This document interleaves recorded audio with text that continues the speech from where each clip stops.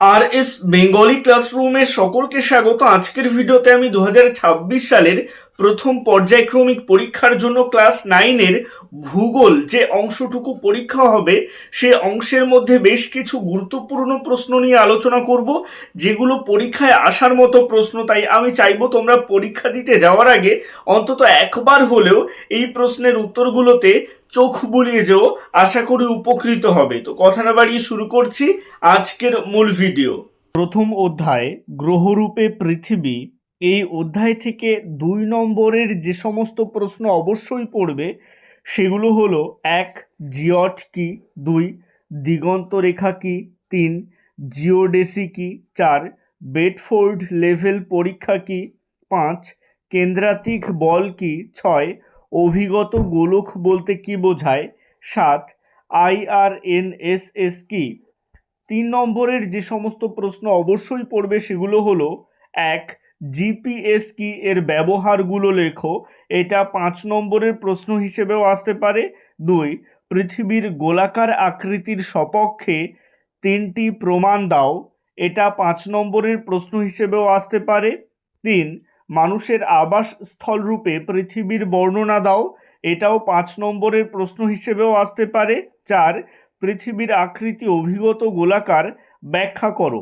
এবারে চলে আসছি দ্বিতীয় অধ্যায়ে। এই অধ্যায়টির নাম রয়েছে পৃথিবীর গতিসমূহ।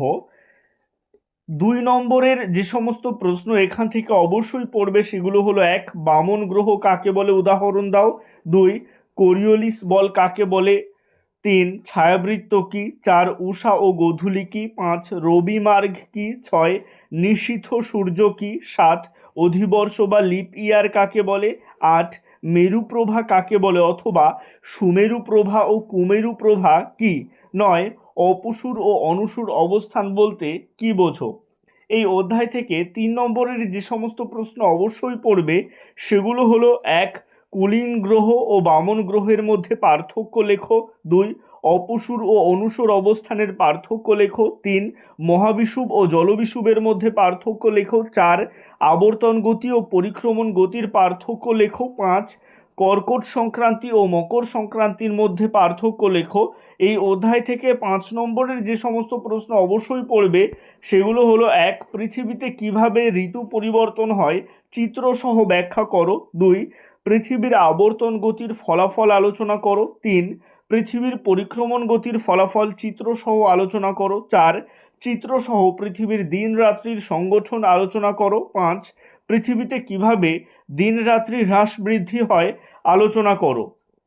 এবারে চলে আসছি সপ্তম অধ্যায়ে, যে অধ্যায়ের নাম রয়েছে ভারতের সম্পদ। এই অধ্যায় থেকে 2 নম্বরের যে সমস্ত প্রশ্ন অবশ্যই পড়বে সেগুলো হলো 1. সম্পদ কাকে বলে। 2. সম্পদ সংরক্ষণ বলতে কি বোঝো। 3. নিরপেক্ষ উপাদান কাকে বলে। 4. খনিজ তেলকে তরল সোনা বলে কেন। 5. চিরাচরিত অথবা অচিরাচরিত শক্তি কাকে বলে, উদাহরণ দাও। এখান থেকে 3 নম্বরের যে সমস্ত প্রশ্ন অবশ্যই পড়বে সেগুলো হলো 1.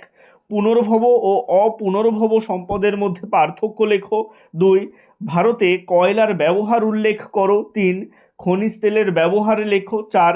সম্পদ সংরক্ষণের পদ্ধতিগুলো লেখো। 5. প্রচলিত শক্তির সুবিধা অথবা অসুবিধাগুলি লেখো। 6. প্রচলিত ও অপ্রচলিত শক্তির পার্থক্য লেখো। এই অধ্যায় থেকে 5 নম্বরের যে সমস্ত প্রশ্ন অবশ্যই পড়বে সেগুলো হলো 1. জলবিদ্যুৎ উৎপাদনের অনুকূল পরিবেশ আলোচনা করো। 2. ভারতে খনিজ তেলের বন্টন সম্পর্কে আলোচনা করো। 3. ভারতে রাজ্যভিত্তিক কয়লা বন্টন আলোচনা করো। এই প্রশ্নগুলো অবশ্যই পরীক্ষা দিতে যাওয়ার আগে একবার অন্তত হলেও পড়ে যেও, আশা করি উপকৃত হবে। আজকের ভিডিওটা এই পর্যন্তই। ভিডিওটা কেমন লাগলো অবশ্যই কমেন্টের মাধ্যমে জানিও। ভালো লাগলে লাইক করো এবং একই ক্লাসের বন্ধুদের সাথে ভিডিওটাকে শেয়ার করতে ভুলো না। ভালো থেকো, সুস্থ থেকো সকলে, আর অবশ্যই আর এস বেঙ্গলি ক্লাসরুমের সাথে থেকো। সবশেষে একটাই রিকোয়েস্ট, এখনও পর্যন্ত যারা চ্যানেলটিকে সাবস্ক্রাইব করে উঠতে পারোনি তারা অবশ্যই চ্যানেলটিকে সাবস্ক্রাইব করে দিও এবং পাশে থাকা বেল আইকনটিকে প্রেস করে অল বাটনে ক্লিক করে দিও নতুন ভিডিওর আপডেট সবার আগে পেতে।